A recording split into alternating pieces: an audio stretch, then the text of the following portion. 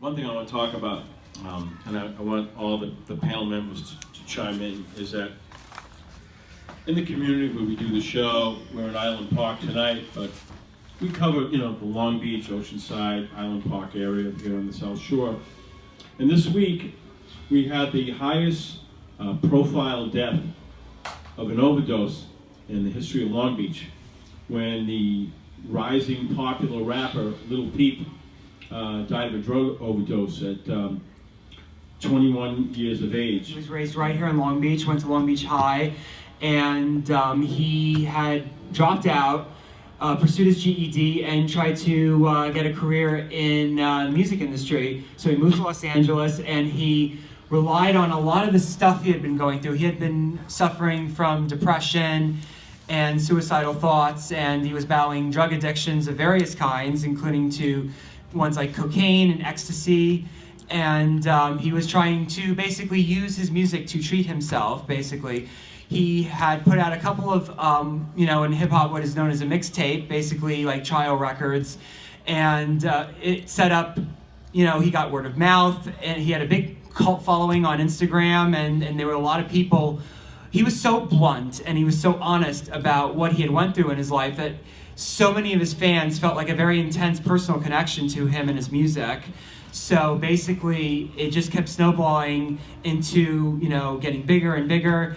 There were a lot of people in the music industry that were very, very, big fans and supportive of his music. And he had just put out his first album, like literally only 2 months before this happened. And the really sad thing about this particular situation with him is that, in many ways, the accolades he had gotten comparisons to Kurt Cobain. Kurt Cobain, as you know, was in Nirvana. He had struggled with drug problems himself. He ended up killing himself right when Nirvana was still at the height of their popularity, pretty much. So this is kind of like a very, very similar scenario, although it's a bit more of like a cult scenario. It's online mainly, but from what everybody has said in the music industry from him, and he was on the verge of becoming fairly big in hip hop. There were a lot of rappers, like big rappers at the time, like people have had top 10 hits that have mentioned him and, said that they felt that he was going to contribute a lot to the art form. And it really hits home. Like, you listen to a lot of the music he did, it's very, very personal.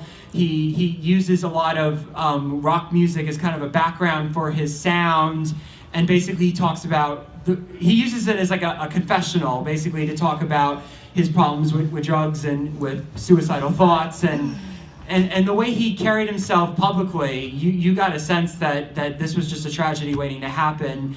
Literally hours before he died, he basically said, that, when I die, you're gonna love me.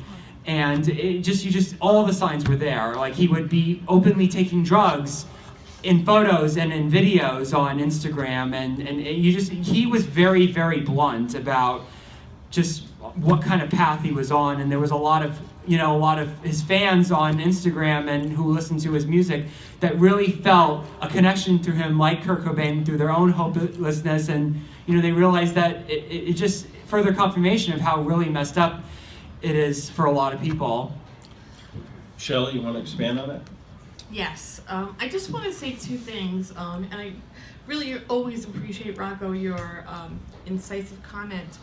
What I'd like to say is, we always talk about the drug, the drug culture, and after, 30 years in social work, I can tell you, very few people go from, just go into drug addiction without, like, let's say, a diagnosis of something else beforehand.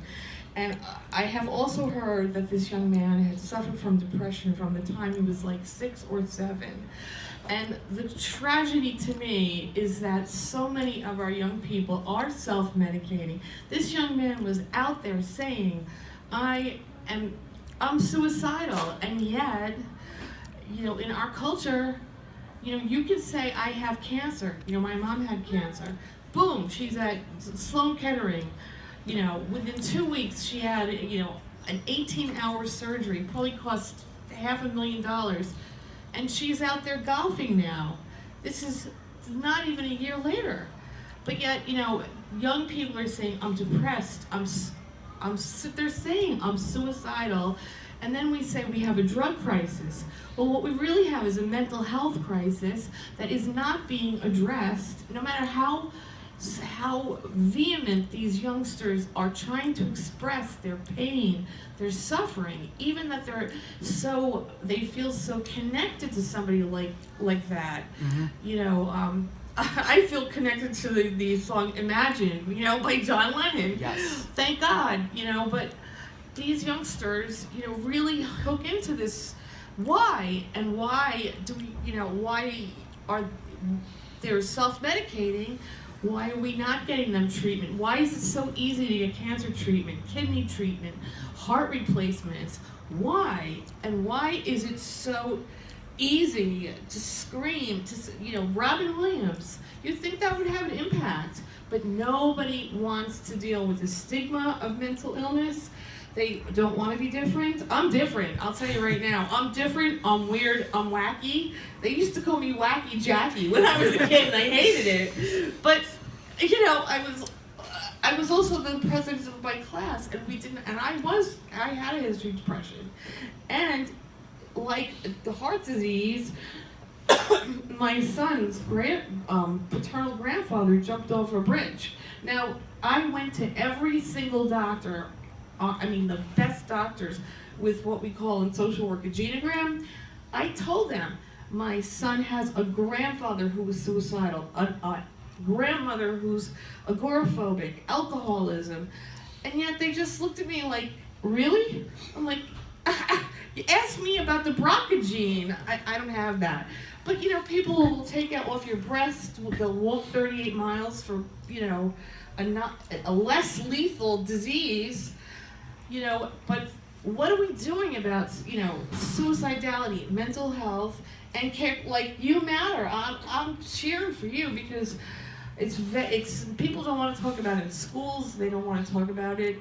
If I say, people see me in the supermarket still, 22 months after my son passed away, and they run the other way. All you have to say is, Hi, Jackie. Hi, Jackie.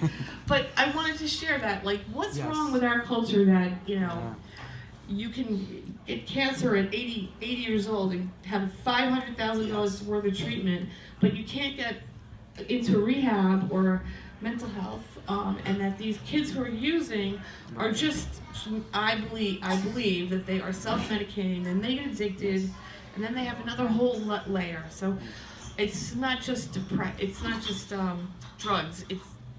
Why are these fatalistic people like Kurt Cobain so idolized?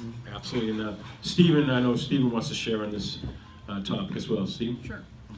Yeah, I'm going to kind of mirror many of the things that Jackie said. I think a lot of times these drug overdoses that we're seeing, the line between whether or not it's a drug overdose or it's a suicide is really ambiguous.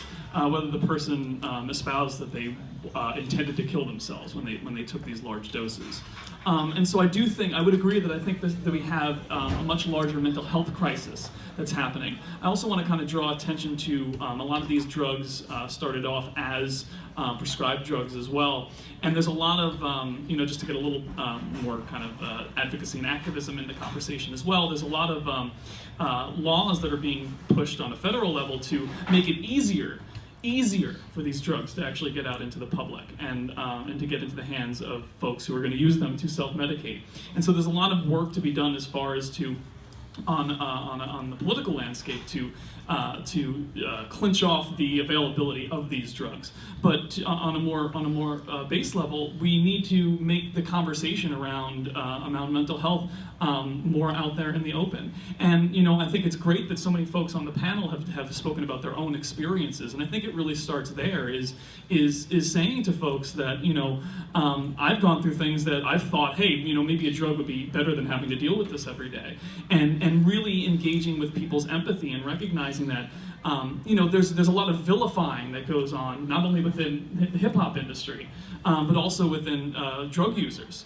Drug users are people too. They're human beings that are struggling with something. And if any one of us were given these drugs, I had one gentleman who spoke at Suffolk said that the high that he had from heroin was the greatest experience he ever had in his life, but the price of that was not worth it. And so, like, anybody exposed to these things could be in the same place as Lil Peep or any other human being who becomes addicted. And so, again, humanizing the conversation and recognizing that these are people's children, these are brothers, these are fathers, these are sons, and just like all of us. And so, rather than labeling a person, well, they're in the place that they are because of them, stepping back and recognizing not only the social construct that they're stuck in, and the very human struggles that every single one of us go through, and just engaging with the person from there.